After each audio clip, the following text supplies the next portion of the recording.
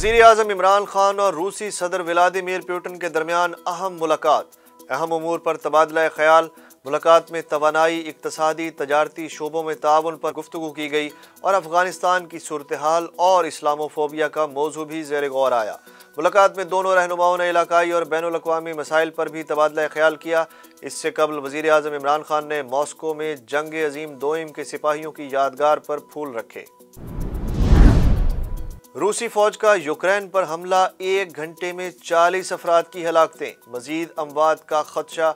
यूक्रेनी सदर के मुशीर के मुताबिक रूसी फौज के हमले में कई दर्जन अफराद जख्मी हुए।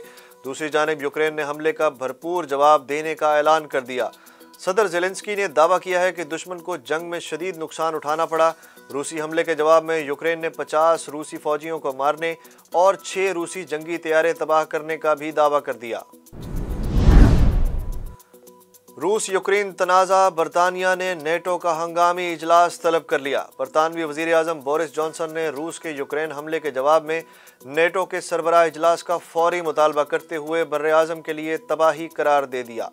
बोरिस जॉनसन ने ट्वीट में नेटो के तमाम रहनुमाओं से जल्द अज जल्द फौरी मुलाकात का मुतालबा किया।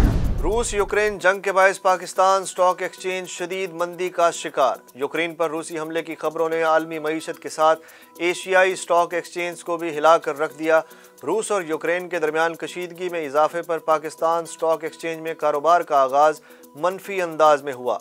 पाकिस्तान स्टॉक एक्सचेंज का 100 इंडेक्स 1302 पॉइंट्स कमी से 43,830 पॉइंट्स पर बंद हुआ।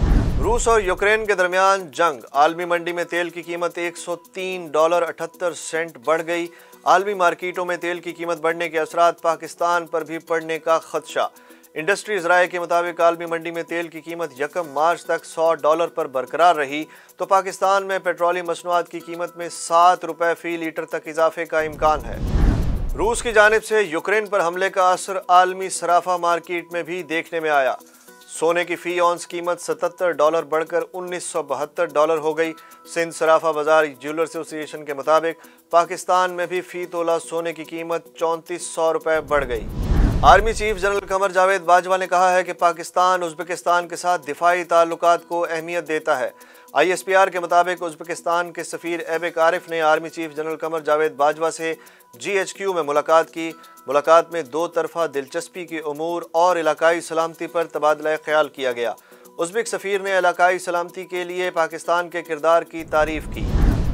वज़ीर ख़ारजा शाह महमूद कुरैशी की वफ़द के हमरा रूसी हम मनसब सरगई लारोफ से मुलाकात में 2 तरफ़ा ताल्लुकात, बाहमी दिलचस्पी के शोबों पर ताउन, इलाकाई और आलमी अमूर पर तबादला ख्याल किया गया। शाह महमूद कुरैशी का कहना था कि पाकिस्तान रूस के साथ 2 तरफ़ा ताल्लुकात को खुसूसी अहमियत देता है।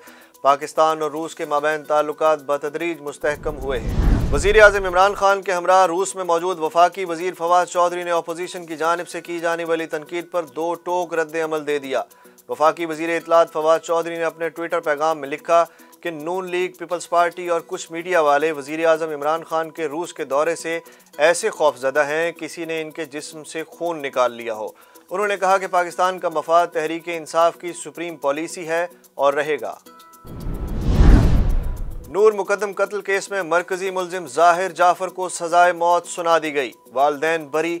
Session court Islamabad additional session जज अता रब्बानी ने नूर मुकद्दम कत्ल केस का फैसला सुनाया। अदालत ने घर के चौकीदार और मालिक को 10-10 साल कैद की सज़ा सुना दी। थेरेपी वर्क्स के तमाम मुल्ज़मान को बरी कर दिया। 20 जुलाई 2021 को साबिक सफ़ीर शौकत मुकद्दम की 27 साला बेटी नूर मुकद्दम को इस्लामाबाद में बेदर्दी से कत्ल किया गया। पुलिस ने मरकजी मुलजिम ज़ाहिर जाफर को जाए वक़ुआ से हिरासत में लिया था।